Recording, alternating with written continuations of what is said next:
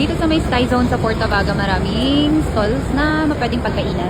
Tapos, ang mumura pa. Ito pala yung Kaya Dim Sum Delight. Sobrang sarap ng cream cheese buns nila, 65 pesos. Tapos, nag-melt yung cream cheese. Ang sarap. Tapos, meron sila ditong tuna mayo, 35 pesos. Chicken teriyaki, 35 pesos din. Next time na namin tatry yung, yung tofu peanut sauce kasi busog na kami. Ito naman sa champo dishes, merong lugaw, champorado at boto. Mura din lang. Ayun. Ayan, 25, 30. So, 25 pesos meron ka ng plain lugaw. Ayan. Tapos, dito naman mga tusok-tusok. May Shanghai. Ayan, barbecue, empanada, carioca. Sarap. Yummy.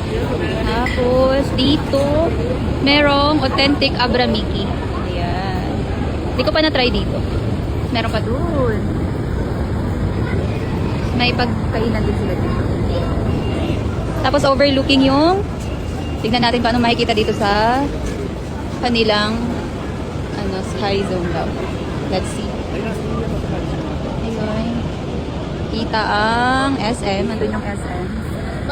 SM Baguio. Tapos,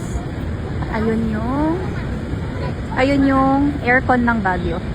Sa ano yan? Saan na kasi yan? Sa Balakbak? Santo Tomas. Yan, sa Santo Tomas yan.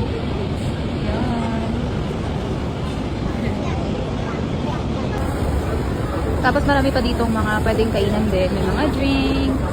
Ayan. Daming tao kasi linggo ngayon.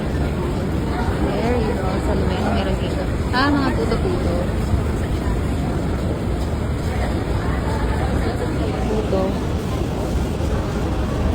Dito lang yan sa may Sky Zone Porta Vaga. At ito yung cathedral. Andito din pala yung Good Shepherd. Meron na silang cafe dito. Actually, matagal na siyang open. Yun lamang.